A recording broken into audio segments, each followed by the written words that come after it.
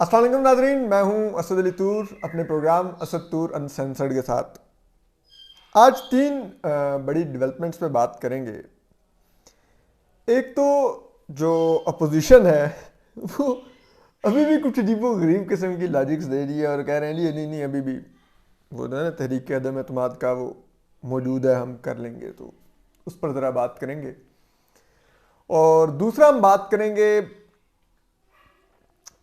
TLP के सरबराह साद रिजवी रिहा हुए हैं उस पर। और तीसरी हम बात करेंगे ये जो इलेक्ट्रॉनिक वोटिंग मशीन है, ये जो फ्रॉड किया गया है इसको किस तरह से किया गया और कानूनी तौर पे इसको किस तरह से चैलेंज किया जा सकता है और इसमें इलेक्शन कमीशन क्या कर सकता है, ये हम आपको आज बताएंगे। तो चलिए पहले ईवीएम से स्टार्ट लेते हैं।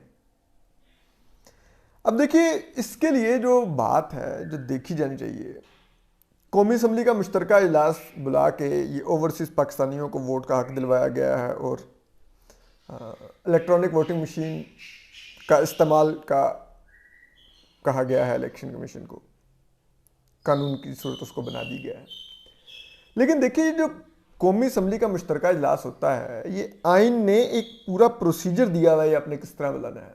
इसमें ये होता है कि कानून साजी के लिए अगर आप पार्लियामेंट में कोई बिल पास करते हैं और सेनेट में आपको उस मेजॉरिटी नहीं है, सेनेट में वो जाता है, सेनेट उस बिल को रिजेक्ट कर देती है,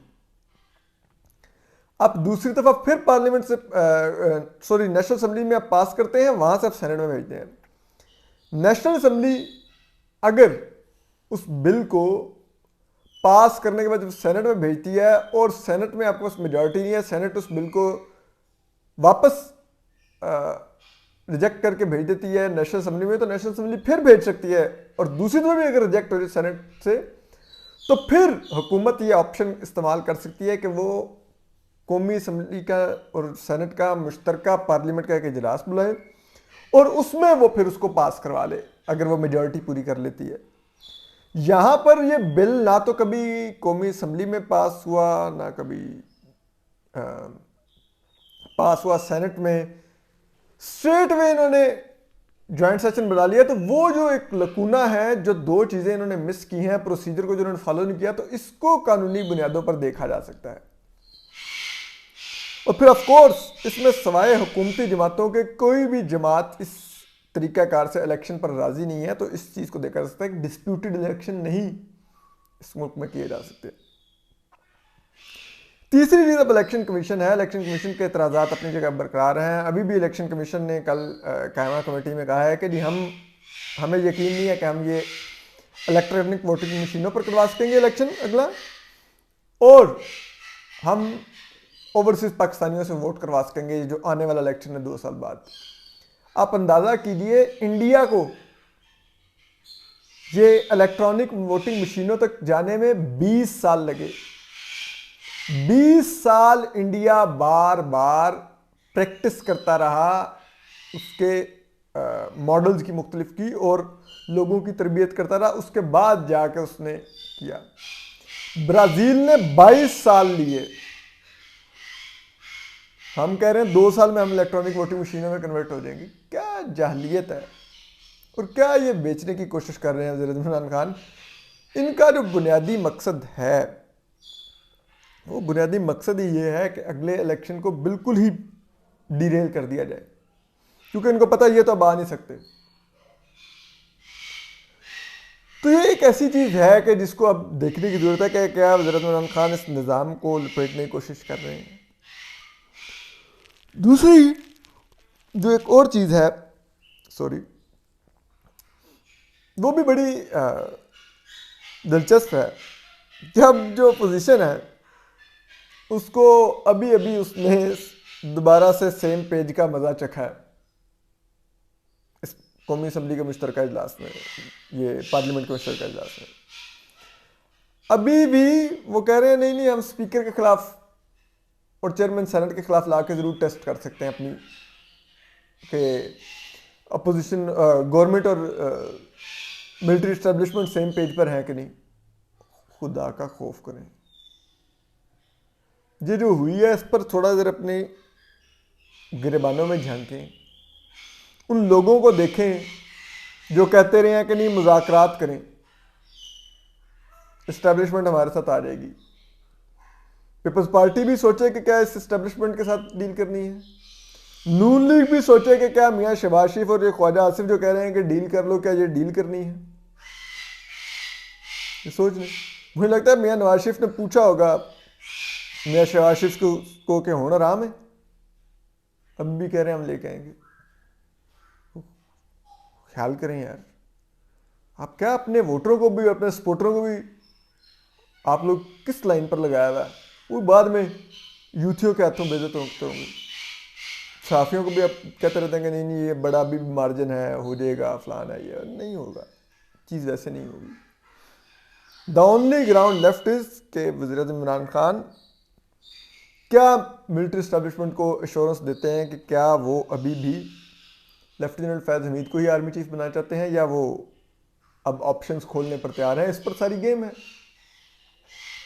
आपने कल देख लिया है जो DGISI ने जो आज चले गए हैं लेफ्टिनेंट फैज़ हमीद ने जो फेयरवेल मुलाकातें की हैं शाह महमूद कुरैशी से, सदर पाकिस्तान से, वज़ीर-ए-आज़म से, शाह महमूद कुरैशी उनको पेश कर रहे हैं तहाइफ।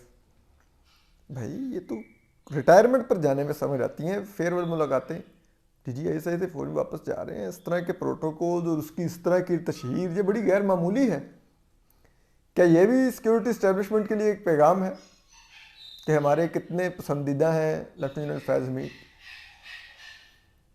और सरकारी खर्च से आप एक सरकारी मुलाजिम को पोस्टिंग पर तोहफ़ दे रहे हैं। जाहिर बात है शाह महमूद कुरैशी ने घर से खरीद के तो नहीं ना वो लाए होंगे जो उन्होंने दिया लेफ्टिनेंट फैज़ हमीद साहब को। तो ये क्या हो रहा है? बहरहाल ये मुल्क है, यहाँ पे तो इसी तरह होता है। आज देखिए कल उनको साद रिजवी साहब को रिलीज़ कर दिया गया है जो TLP के सरबराह हैं। अब सोचिए कल किस तरह से ज़ख्म ताज़ा किए होंगे, उनसे दोबारा खून रिसा होगा। जो हमारे पुलिस एहलकार शहीद किए गए, उनके बच्चों के, उनकी बेटियों के, उनके बेटों के, उनकी माँओं के, उनके बाप के, उनकी बहनों के, उनकी बेवाओं के, उनके भाइयों के और उनके कोलीग पुलिस एहलकारों के कि इसने हमारा साथी मारा था, इसने हमारा बेटा मारा था, मेरे अब्बू मारे थे, मेरा भाई मारा था, मेरा शोहर मारा था, ईद के लोगों ने। और ये देखो इन्होंने छोड़ दिया इस हुकूमत ने, जिस हुकूमत के लिए मेरा बेटा लड़ने गया था, जिस हुकूमत के कहने पे स्टेट की रिट बहाल करने गया था, ये देखो फूलों की पत्तियां निछावर करवा रहा है, ये देखो जुलूस निकल रहा है, मौजें लगी हुई हैं। तो फिर बताइए कल को किस मुंह से हम इस पुलिस को कहेंगे कि हमें सिक्योरिटी दे?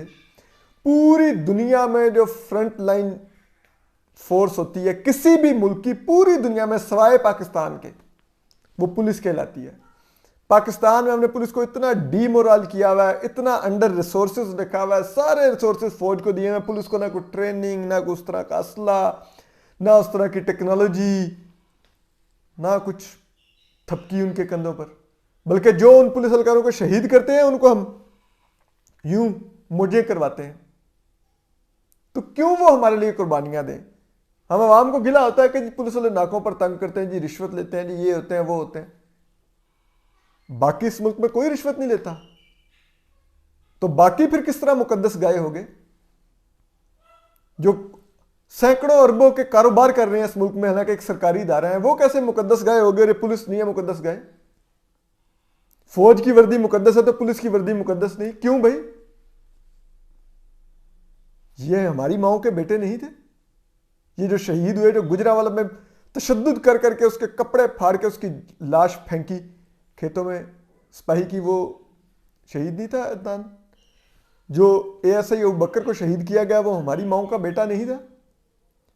जो गुलाम रसूल को पुलिस एहलकार को शहीद किया गया वो हमारी माओ का बेटा नहीं था? वो क्या इंडिया की माओ के बेटे हैं? वो क्या इसराइल की माओ के बेटे हैं? किनके बेटे हैं वो हमारी ही माओ के बेटे हैं, हमारा ही खून है, इसी मिट्टी से आए हैं। क्या उनको रिटायरमेंट के बाद या उनको इस तरह शहीद होने पर कोई प्लाट मिलता है, कोई बंगला मिलता है, कोई ज़रूरी रकबा मिलता है, कोई कमर्शियल प्लाट मिलता है? बताए कोई हमें।